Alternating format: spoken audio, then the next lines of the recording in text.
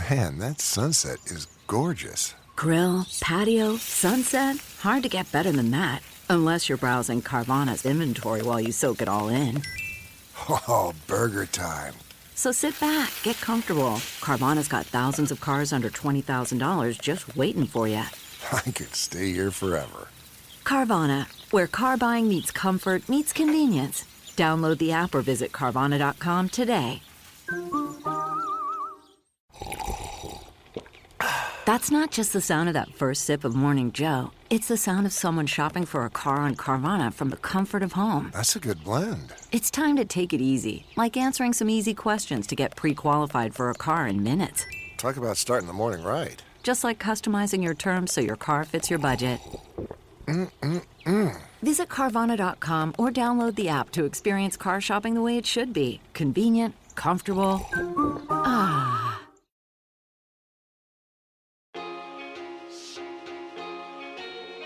Hello and welcome. I'm Sam Harris, and it is my true honour and pleasure to host you here on the Growth Mindset podcast.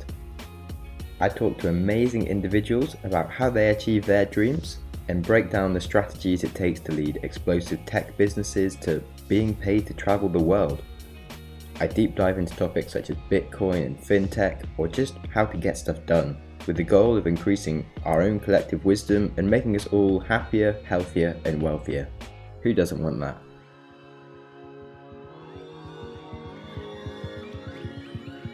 Welcome back to the podcast, or if it's your first time listening, welcome to the podcast. So last week I said I was hoping to release the podcast that I recorded in North Korea, but sadly I'm still awaiting the finalization from the tour company that I went with about whether I can release this yet, and also the tour guide I recorded with has now left the company, which has made things all a little bit more confusing. So we're going to have to wait another week before I can release that. But this is a good chance for me to highlight one of the episodes from the start of the podcast that I feel deserves a lot more listens. So I'm going to do a repeat episode of the episode with Tom Carter, the founder and inventor of Ultrahaptics. So it's a seriously cool technology that has literally just won the Hottest Tech Innovation of the Year award at the Europas. So I figured it made sense to re-showcase this episode. And remember that you heard it here first, before they were famous. So I originally gave this episode quite a lengthy introduction, but I just don't think it's necessary. All you need to know is that Tom is awesome, the invention is awesome, and the interview is just pretty inspiring, and you should totally give it some time to enjoy. Hey Tom, welcome to the podcast. Thank you very much for joining me. Yeah, can you introduce what it is your company does? Yeah, sure. So I run Ultrahaptics, and we create a technology that lets you feel things in the air without touching anything. So broadly, we do two different types of things. One is let you control devices without touching them, Bluetooth speakers, the dashboard of your car. But it feels like you're touching stuff. But yeah, you can feel controls in your hand. Okay, and the other is virtual reality and augmented reality, being able to reach out and touch the virtual content around you and feel it. Okay, so you're kind of like in a world of stuff that isn't there, but you're actually feeling force. Yeah, you can pick things up, move them around, you can feel them, or you can feel things that don't actually exist in the real world, such as casting magic spells and feeling lightning leave your fingertips, whatever you want. Okay, on the subject of magic, that sounds like magic. How does that work? So we use ultrasound. So we have a small collection of essentially speakers that are emitting ultrasound. They're actually the parking sensors from the back of your car. Oh, no. And we trigger them with very specific time differences between them. So each one emits a sound wave. And what we're doing is making the sound waves arrive at the same point at the same time. And because sound is a pressure wave moving through the air, at that point, all of the pressure differences from all the sound waves add together. You get a very localized spot of high pressure, and there's enough force there for you to actually feel it. Just slightly displace the surface of your skin. And then we control that to create a vibration and create different sensations and different feelings. But you can create like a whole image, but... Yeah, so you can, sort of focusing it to a point is the simplistic model. You can control the whole acoustic field of sound waves that you're putting out to sculpt it into 2D shapes or even three-dimensional shapes. So it's kind of like a touch version of a hologram. Yeah, exactly. It's literally being able to feel a hologram. Okay, that's insane. So how did you have the idea for that? Like, were you looking into research, or were you just like, I just so pissed off with not being able to touch things that aren't there. I need to need to touch stuff. Not quite. I started work on it actually during my undergrad degree. So I did computer science at University of Bristol, and you have to do a research project in the final year of your degree. And I was interested in how you input and get feedback from computers. So I found a professor in the field. And it was at the time where the Microsoft had just released the Kinect for Xbox, which had essentially taken being able to wave your hands in the air and control a computer from thousands of dollars to $150. So you can see this sort of ability to control things without touching them coming to the mass market. But it's the first time you've ever used your hands to operate a computer and actually not been able to feel anything at all. So we were thinking, okay, how do you solve that problem? How do you bring the sense of touch back?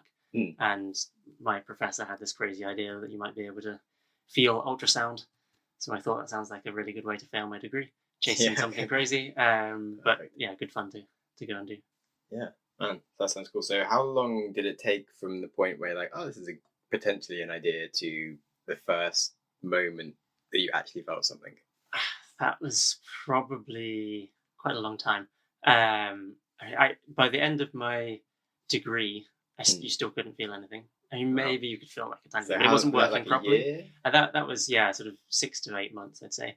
Okay. So I actually pivoted and made it push small objects around a surface sort of horizontally. So we made a game of Pong where the paddles were on a screen and the ball was real and the ball would bounce off the paddles.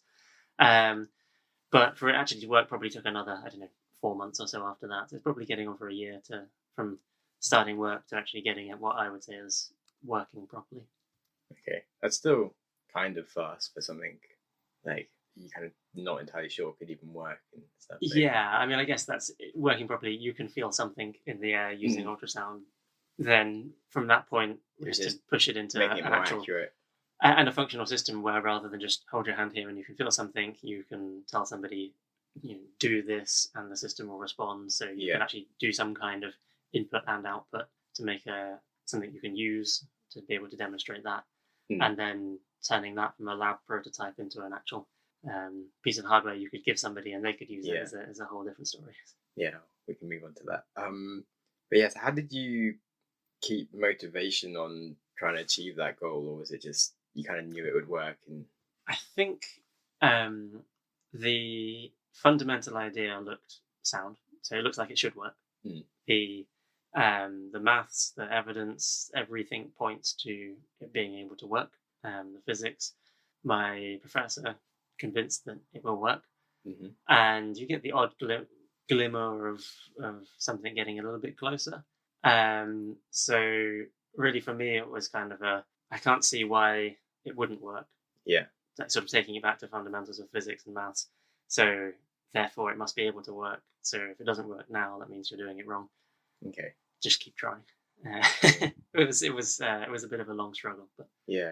It's like when you're coding and stuff, it's sort of you're not sure something will work, but usually someone's already done it, and you're just like, I'm being stupid. Something will somehow work, but when you're trying to invent something, you're like, I don't know, will it work? I'll just keep trying. Maybe this is a better way, or maybe I mean, all inventions are built upon other things, other existing so work. So what was out there already? Had other people tried to do what you guys were doing? Other people had made some kind of had made sensations, so that's sort of a good point. So people had been able to feel ultrasound, so that gives you a good. Well, they've managed to do it in some way, shape, or form. I've never been able to feel that, so but pretty sure that it does exist. The field goes right back to the 1970s and Soviet Russia. If you follow it right back, and did you follow it? I did. Yeah, it gets a little bit crazy. It's using it to beam ultrasound through and actually move your nerve endings inside your hands, which is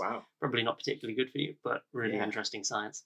So there's a lot of different aspects such as other experiments that other people have done that you can look at and say, okay, they've done something in a similar area or a similar direction. There's medical ultrasound as well, being able to focus ultrasound inside your body. There's non-destructive testing, actually being able to put ultrasound inside of bridges and structures. So there's a lot of other bits out there that you can look at and pull information from to stick it together and think, yeah, this should definitely work. Okay, so when you first started off, that was just like a research, let's see if I can do something. How did you then go about going from that point to, let's see if I can sell this and make this a business? I think I kind of came about it in a bit of an odd direction. So during my degree, I also did an enterprise module. Okay. So taught how to write business plans and all the sort of business fundamentals. And the final part of that is that you have to write a business plan and then you pitch it to a sort of Dragon's Den style panel. So for that, I did pitching what was eventually Ultrahaptics, the sort of the idea that I was working on. And that sort of started putting all of the blocks together of how you could package this up, how you could sell it, how it could be useful. And then so really going from doing that in my undergrad degree to doing a PhD on it, which was my next step, was, okay, I think this can become a business. I think this can be, for a start, I think it can be useful. I think it's a technology that people actually want and use, and you can see how you can put it into products. I think that there's a good potential to actually make a business out of it. But the technology is not ready yet. It doesn't work properly. It needs more development. So that's kind of was the main reason for doing a PhD. Out of interest, did you come top in your class for the business pitch with which you pitched Ultrahaptics, or did other people do much better than your now very well? For the business pitch, I think I might have done. I was certainly up near the top. Okay, so you did do well. Yeah, I think the pitch module was on how well you do put a pitch together and put a business plan together, and I've always quite liked that sort of the business and entrepreneurship and those kind of areas. So I've always looked into them and read about them. So I guess I had a little bit of an advantage in that it was something I was probably more interested in than a lot of my classmates. Okay, so I wasn't really sure how into business and stuff you were. It's like when really spoken to you more about like the science side of things and business things to like just be happening. I'm somebody who's always wanted to start a business and run a company, but sort of my mindset was wait for the right idea rather than just sort of do lots of things and iterate to get better at running businesses, which is in hindsight possibly the wrong way of doing it, but it's worked well for me, and that I managed to find a good idea while I was still fairly young. So. Yeah, I mean, if you're able to invent something as good as just being able to touch stuff that isn't there, then sure, wait for that idea to come around. But for most people, maybe perhaps trying something. Yeah, my advice would not be to do what I did, but get out there and try stuff. Certainly don't wait till life locks you down or you have children or for sure. mortgages or any of that kind of stuff. Okay, cool. So as you're really into business then, has it been a kind of a fun ride, a scary ride, now that you've been trying to you've been trying and successfully raising quite a lot of money? And yeah, both of those things. I think so far we're definitely in the nice period where generally everything's going well. Yeah, I haven't really had very few read any bad news. No, thankfully we've not had to deal with any bad news. Largely, everything inside the company's gone very well as well. So I know we've not really had a hit our big road bump yet, which every company does. So I'm sure we will at some point. But still, there's still scary going out and hiring lots of people and raising lots of money, and then turning around and seeing a room full of people who are all sort of effectively looking at you to find, okay, so this is all going to work out okay, right? Yeah. I've got my life depending on this now. You're definitely going in the right direction. You're sort of looking after that. So, but yeah, very rewarding at the same time. What was it like as the founder finding someone to run your company for you, as in getting a new CEO? That was pretty easy for me to do. Yeah. I think I had that mindset from the beginning. This is possibly why I didn't want to go out and iterate on running other companies to learn that aspect, but more so learn it by bringing somebody in who knows what they're doing. So the purpose of going out and finding a CEO to run the company was basically speed. I'm generally with these type of things very impatient. So on the business side, me learning everything means every time there's something new that I don't know, I've got to go and find somebody to ask or sit down and work it out myself. And things are going to go wrong and things are going to take time. You'll learn a lot from doing that. But for me, that's a slower process than bringing somebody in to be the CEO, handle the business side, allowed me also to focus on the technology, which I thought if I didn't focus on the technology in the early stages of the company, we could get the business absolutely right. But if the technology didn't make the strides it needed to, we weren't going anywhere. Yeah.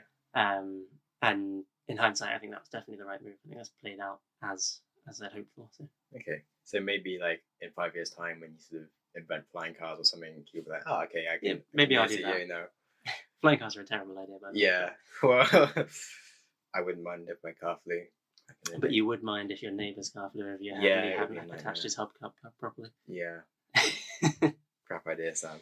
But what if you weren't running this business? Have you had any other ideas come into your head now? But you're like, oh, I've had some time. I think you see a lot of other companies. It's difficult to work out what's the sort of things that came into your head and you go, oh, this would be a really good idea, but actually you saw something a couple of days ago. And then it links in. I've seen a lot of other companies who I look at and go like, yeah, these guys are definitely have the right idea. They're doing a really fantastic company. Myself, I have a couple of ideas tucked away for the future, but otherwise, but not sharing them then. Yeah, sorry. That's all right. Yeah, you don't want to give away too much. So, what about employing people? Because you've grown. How many people do you have now? We are now, I think we're 74 today. Okay, somewhere between 2 around years 75. ago, how many people were you? 2 years ago, we would have been probably something like 14. Okay, so that's pretty huge growth. Yeah. I think we nearly quadrupled it at each of the first 3 company Christmas parties, I think. So that's 3 insane. or 4, yeah. Cool. So loads of questions around that. Well, how do you employ people that are going to be a good fit? Do you have any favorite questions to ask people?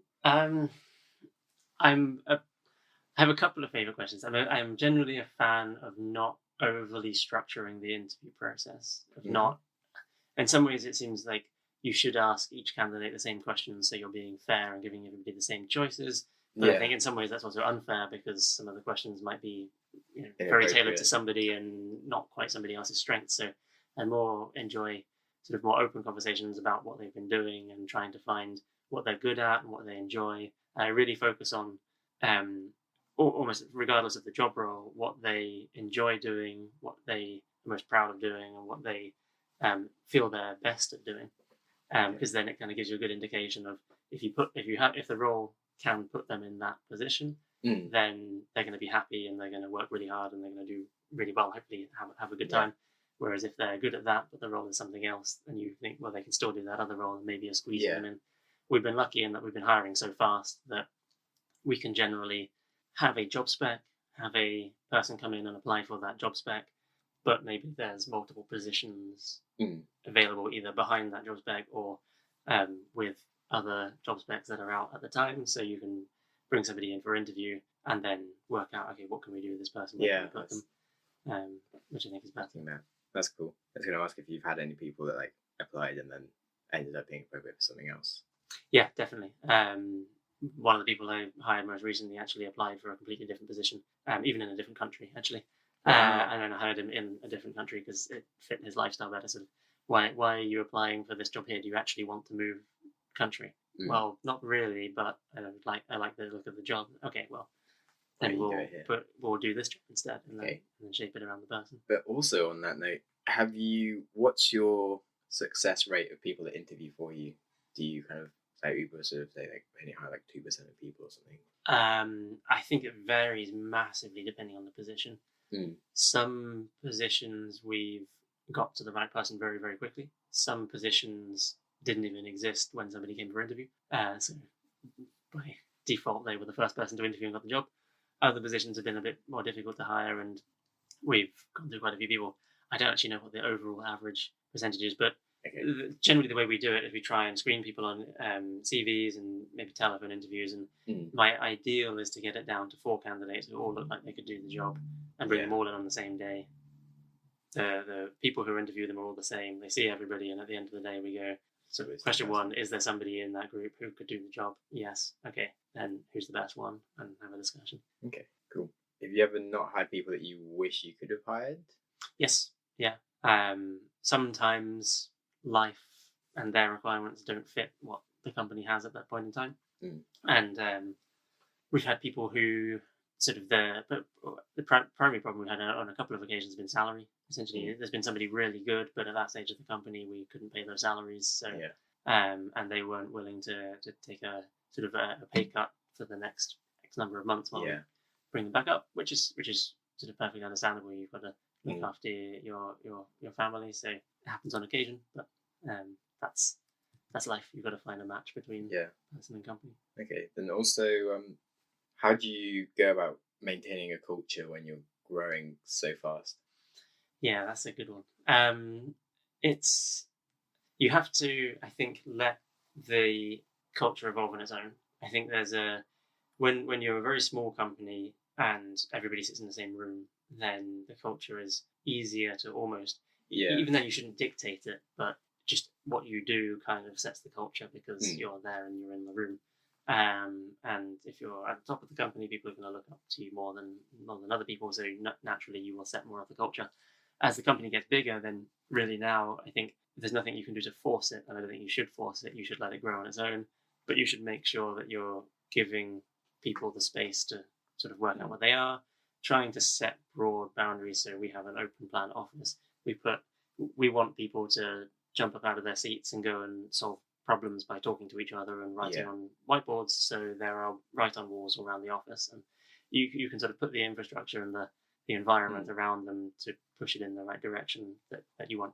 For example, when we moved into our new office and sort of bare, empty office floor of a building that we then kitted out, we built it around the kitchen because in the place we were previously, everybody used to stand up at the same time, walk out, go get lunch together, and then sit downstairs and have a chat and then have lunch together. And we thought that's a really good part of the culture of the company. Yes. So if you move to a different office, then everybody starts eating at the desk. You can kind of break that entirely. So the kitchen is kind of the focal point of the whole office, and still today, everybody in the company goes out, buys their lunch, and just sits in this now rather large room full of people. I think it's very noisy, lots of talking. Kind of key. And you get people from different parts of the company talking to each other then. You sit on the complete opposite side of the office. So. Cool. Do you have any other ways to encourage culture, like ping pong tables or? We don't have any, I guess, games in the office. I mean, we have a lot of VR setups because we're using for work, so people play games on those. But we don't have ping pong tables. There's two reasons for that. One is the square footage needed for a ping pong table actually makes them pretty expensive when you work out the rent for a ping pong table. But also, I think something I actually adopted from Slack. So Slack is a Silicon Valley company, sort of, and it's competing with the likes of Dropbox, which has masseuses and everything you can imagine at work. And Slack has very little in their office for staff entertainment, and their notion is come to work really hard, be happy, and then go home and see your family and your friends, and have a life outside of work as well. You don't have to be entirely satisfied within the office walls. Go and enjoy the rest of the city, and I think that makes a lot of sense. People will be happier if you let them out on occasion. Well, Bristol is a good city for that as well. Yeah.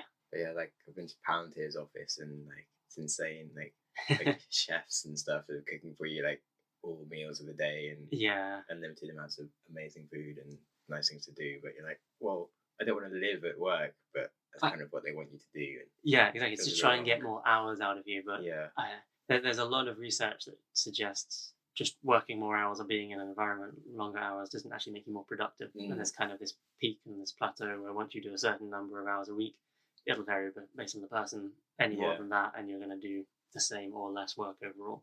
So definitely. I'm not sure that's the best. I've met a lot of people from some of these big companies that have everything that then want to leave because after a couple of years of working there, they suddenly realise they're starting to feel a bit detached from anything else, the rest of the world. They just walk in, have their laundry done. It sounds amazing. Let's not kid ourselves, but but you kind of wonder whether you're losing the skills to do normal life while you're there. I guess. I bet. That's crazy. Yeah, well, for me, in terms of being productive hours, I find like if I can do like 3 hours in the morning and then kind of chill out over lunch, have a nap, and like I'll do like an amazing amount of like work then later in the evening. But you can't really get a job where you're just allowed to like chill out all afternoon and have a nap. Yeah, which is frustrating. I guess unless you work for a Silicon Valley company in the UK or something, so the time zones will let you. Yeah, it's true. But then you have to work till midnight. Yeah, which is kind of impractical if you also have friends and you want to go do stuff in the Yeah. evening. So that's my life. You've now just raised 23 million. $23 million. Yeah. Okay, It's that's about still just under a lot 18 of million money. pounds. Yeah. Yeah. So how did you go about raising your first round of money? So we've done. I got it wrong. I think we've actually done 3 rounds. We did seed, Series A, and this was Series B. Oh, crikey. So the seed round, we knew IP Group, who is our seed round investor. They've been with us since the beginning, because before spinning out of the university, they had a relationship with the university, which was great because it means we got to meet them before spinning the company out. And then once we formed the company, myself and the 2 other founders, we stuck some cash in to get it going. And then basically we took this guy, invited him to some meetings in Las Vegas at the Consumer Electronics Show. Yeah. So we'd just gone to CES. We'd never been before. We'd never run a company before. It was just the 3 of us in a hotel room in Las Vegas having meetings with some crazily large companies who decided they'd actually come to the meeting, which is kind of surprising. And we had him there for a few of the meetings, which was great because he kind of helped out on some of the business aspects of having the meetings, but also was effectively his way of doing due diligence on the company, just attend the meetings to see if there is any pull for the technology from the potential customers. And at the end of it said, yeah, okay, I'm happy. And that's sort of what got the ball rolling. Okay, that's cool. And then how did you go about working out? So is it available yet? Like, is there any hardware out there that I could buy in public that would have Ultrahaptics in it? Right now, you can only buy sort of development kits and devices from us and from distributors. It's pretty soon that there'll be products out on the market with the technology, and I think you'll see it both sort of products and things out there later this year, but also installations in these kind of immersive environments. We've done some public installations that were temporary, but I think we'll see some more permanent ones coming out in the pretty near future. Make money initially, or did you rely more on funding? We're definitely a company that needs funding. We're a licensing company, so ultimately where we really start making revenue is when the royalties start coming in. So when people are really actually selling volumes of products with our technology in. So we are, I guess, your stereotypical venture-backed company that is loss, and then suddenly profit. Okay. So still a lot to play for, but but we've made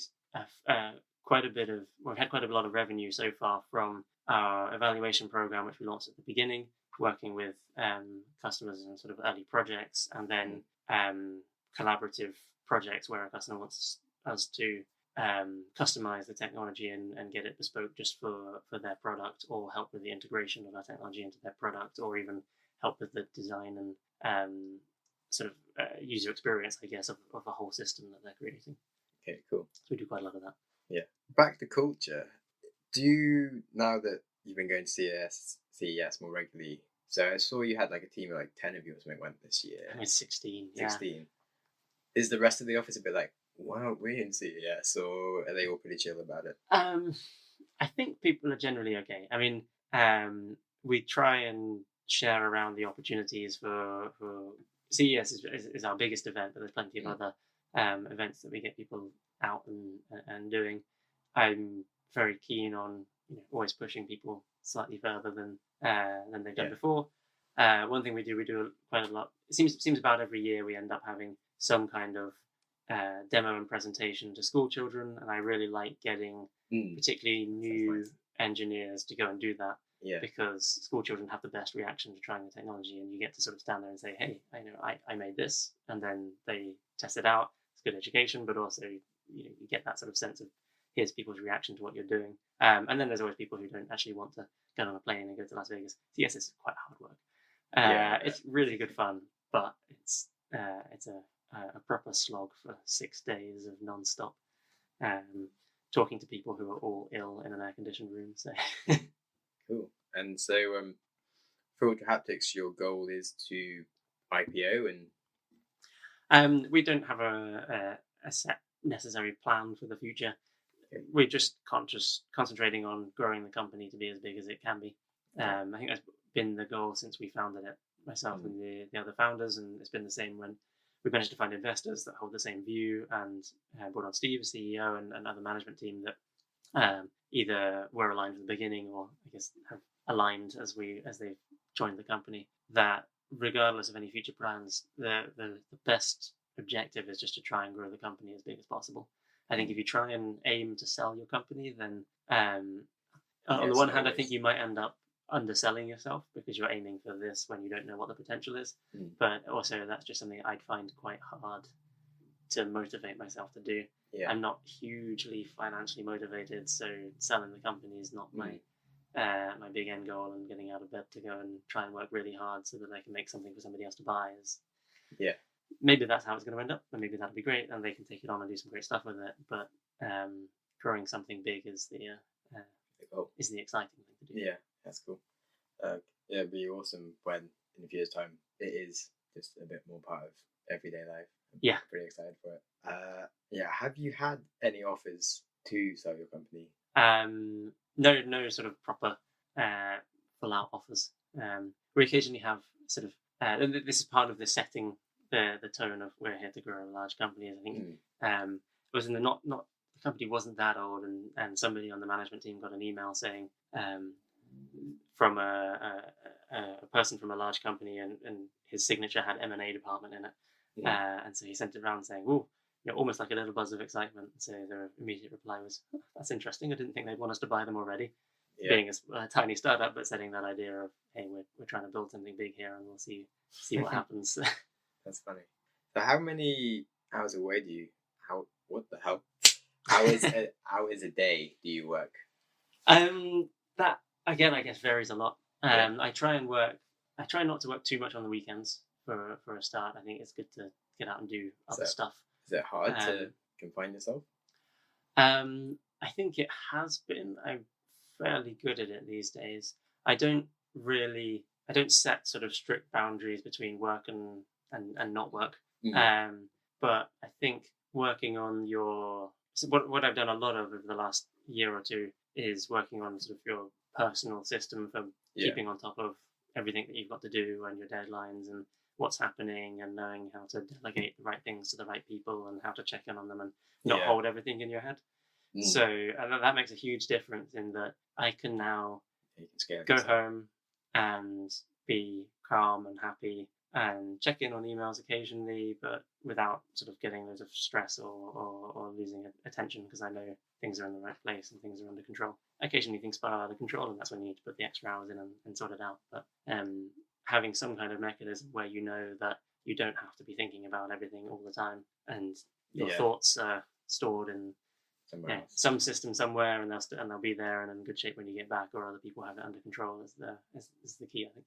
So you said you picked up some tips from like Slack on how they run things. Have you had any kind of tips from entrepreneurs in Silicon Valley and stuff around the way you keep your life together then?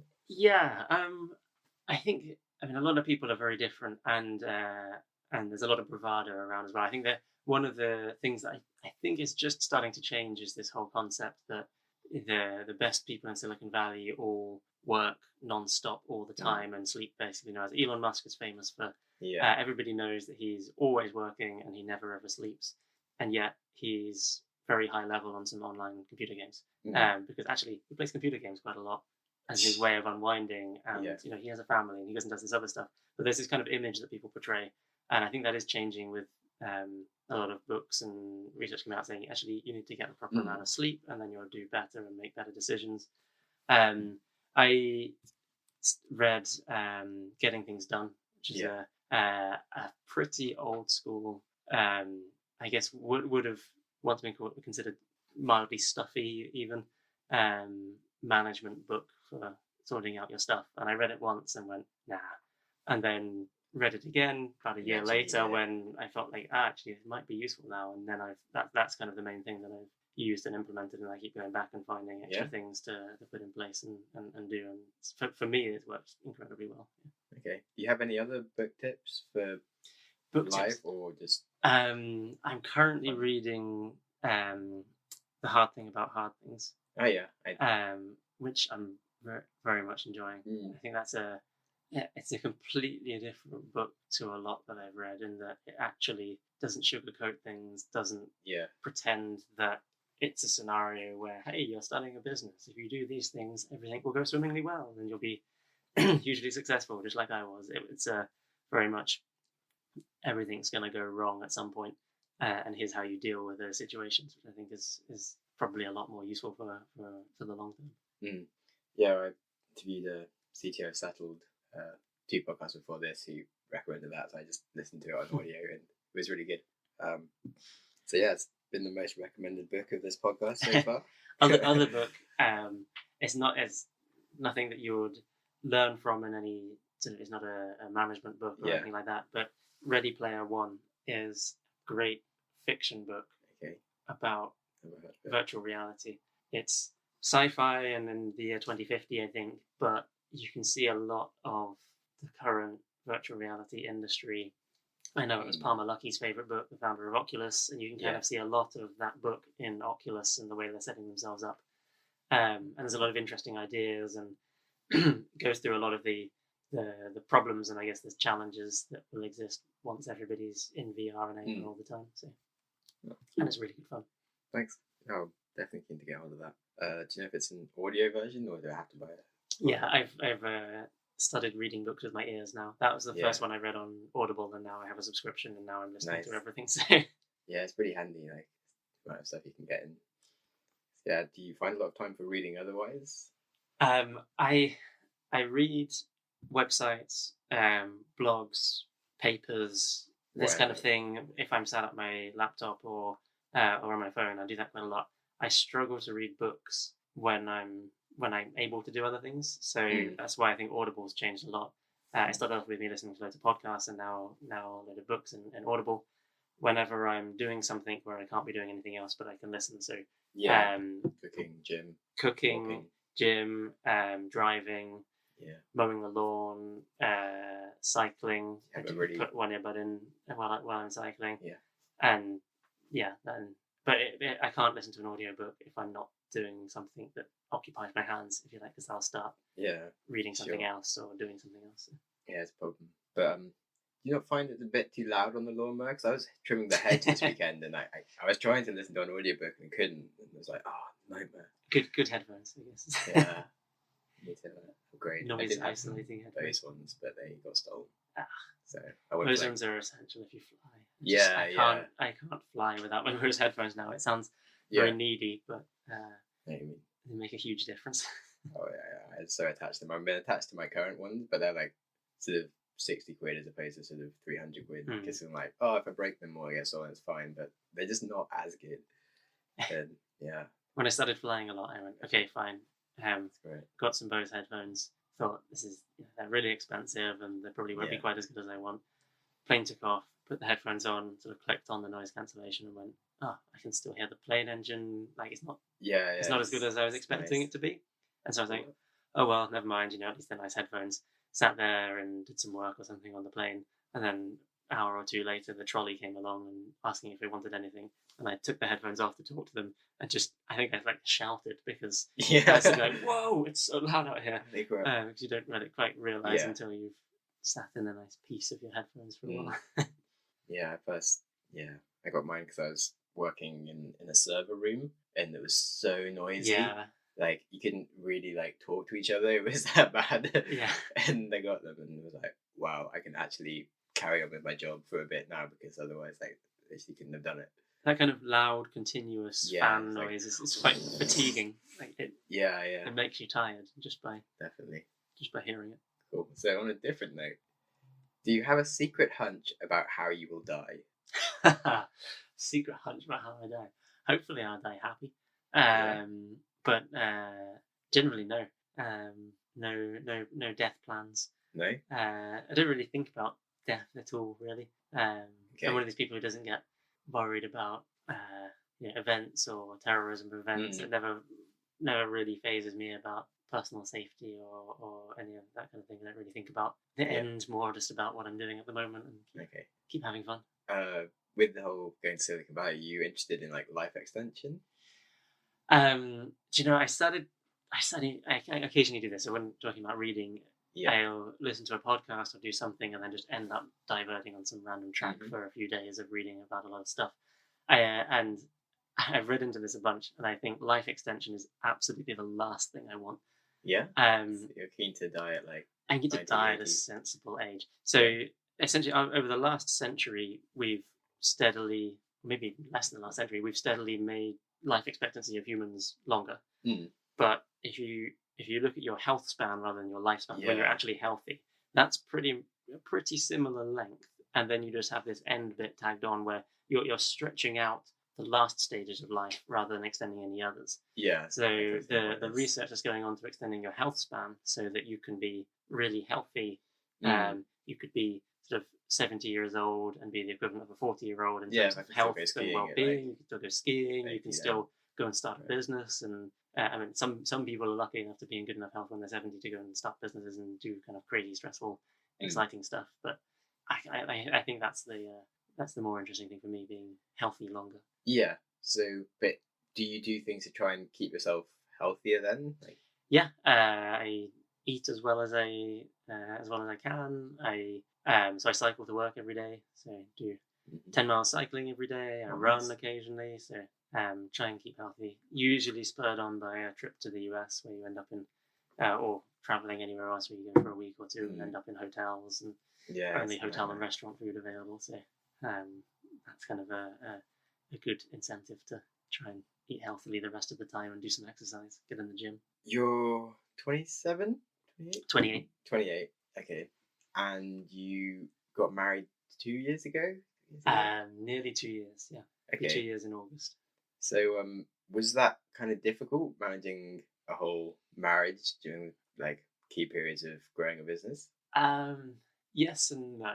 I think yes, in that getting married is quite a big job and fairly stressful and lots to do, and you have this sort of constant push and pull of your time.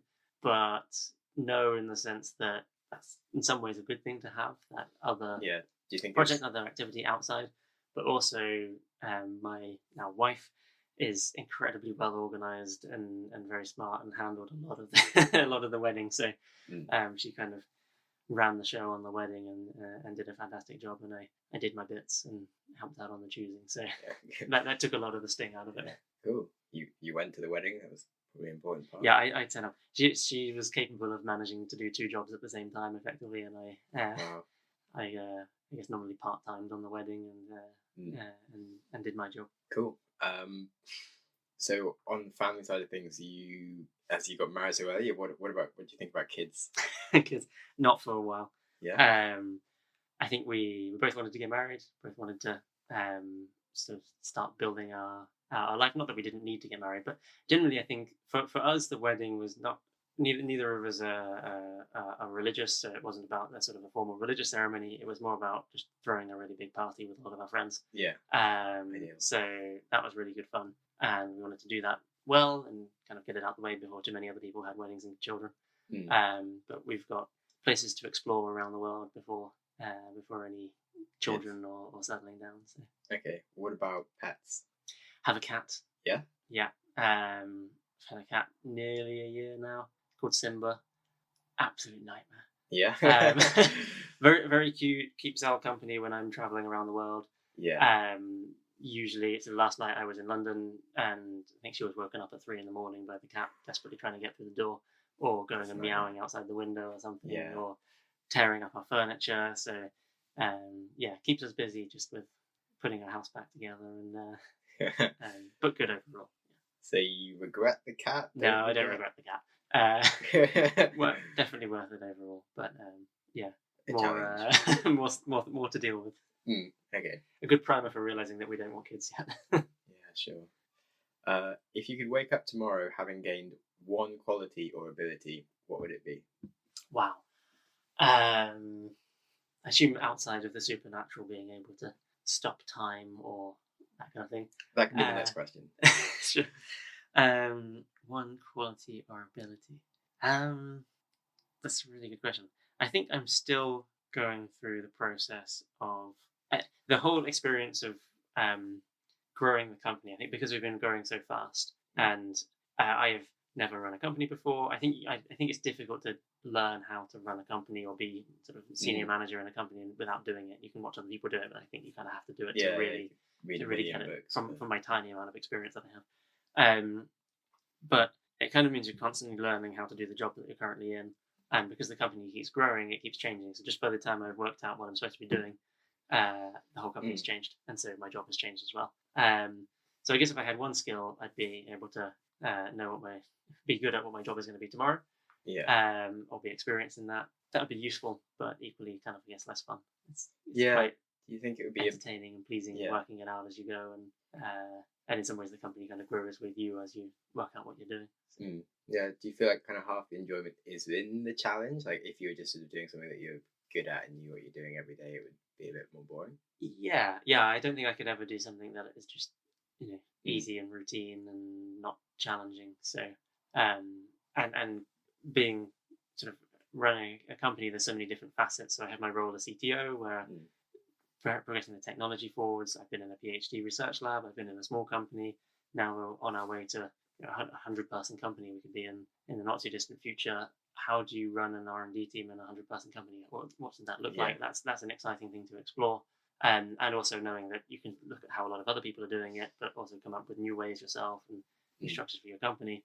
But then there's also the founder side, which kind of covers a lot of other stuff. And a lot of that is people being able to work out suddenly that you're responsible for a lot of people. How do you have somebody come and join your company and their time there is beneficial to them and that it makes them progress through their career or as a person?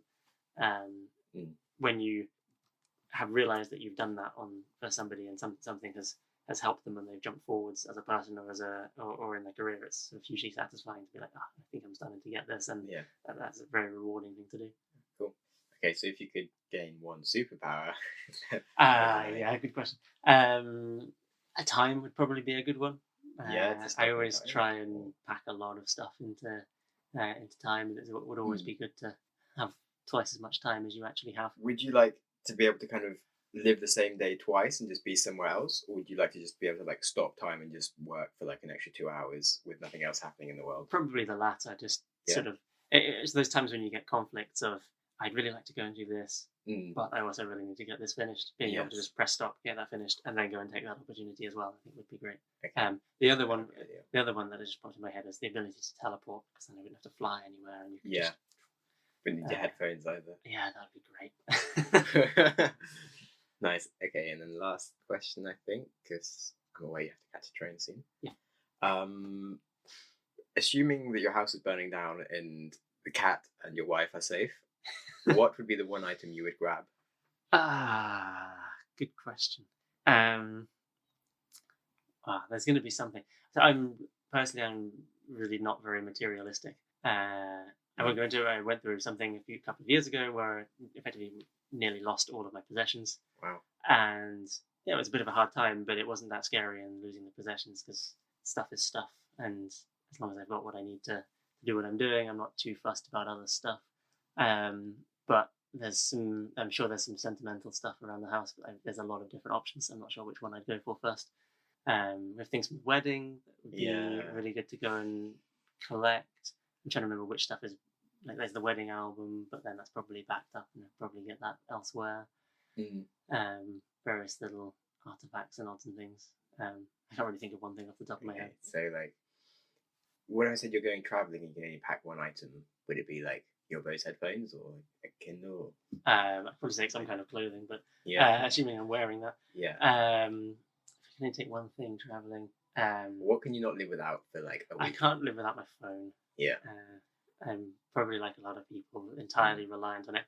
Like I said, everything that I need to remember or I need to know or that I've ever done is somewhere stored on my phone in to-do list app or Evernote. Every time I meet somebody, I write things down in Evernote. Literally, my brain is there. I don't remember anything. I just remember where to find it. Yeah. So if I don't have my phone, I'm pretty screwed as a human being.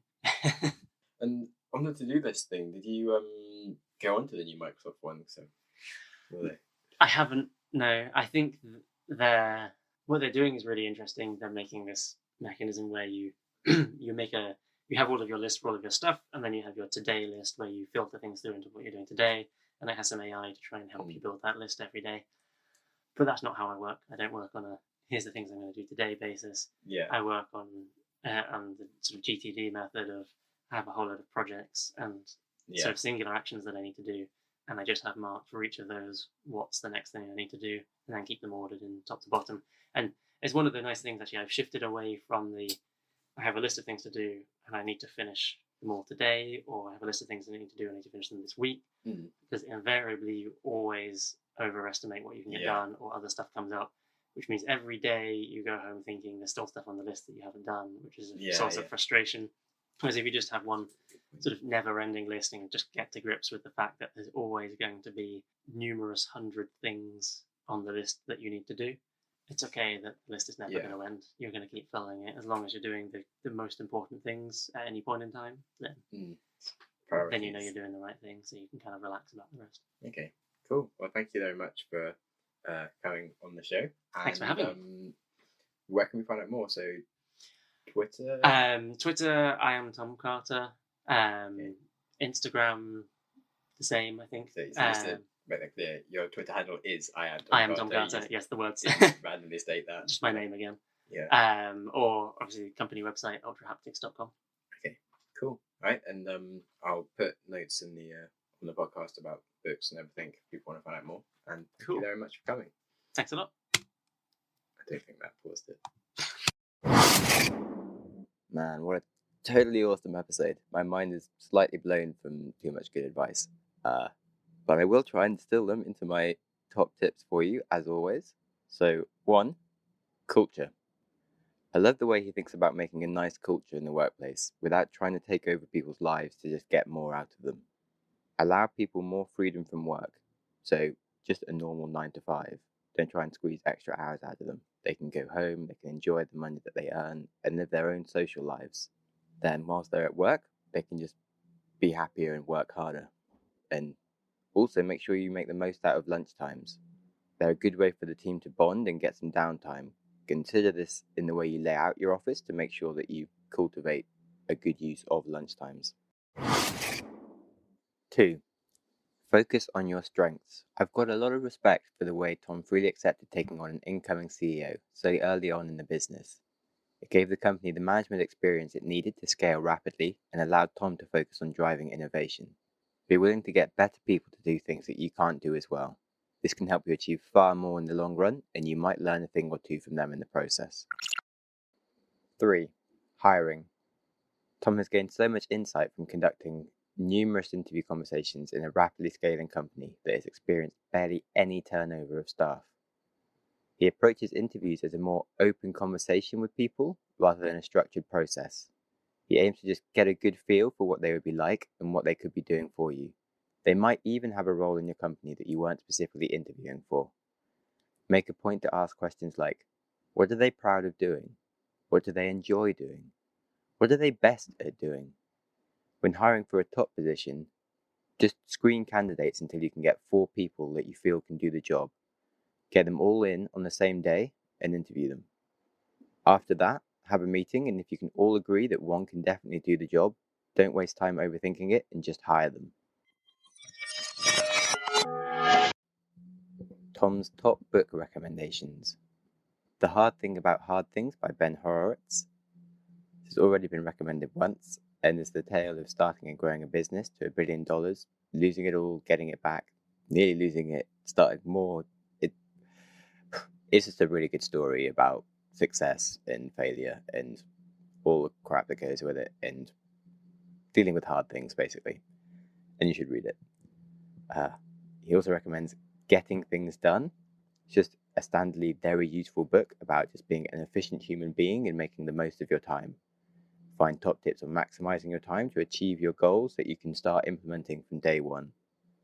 It might not be the most exciting book, but if you're struggling to keep up with your task list or want to become better at achieving your goals, then this should probably be at the top of your list to read. Ready Player One. Since recording the podcast with Tom, I have now read this book, and I can tell you it is amazing. I listened on Audible and literally listened to the whole thing in about 2.5 days whilst I was traveling in Kazakhstan. I just couldn't stop listening. It's such an engaging read. Like Tom says, it's got a really interesting perspective view on the future that just gives a bit of a scary insight into some of the possibilities facing us. But it also appeals to the geek in you and has a lot of 70s and 80s references. So I sort of put it somewhere in between The Matrix meets Guided to the Galaxy, maybe, but based in a more possible reality. And it's just a really well-written novel in general. So highly recommend it.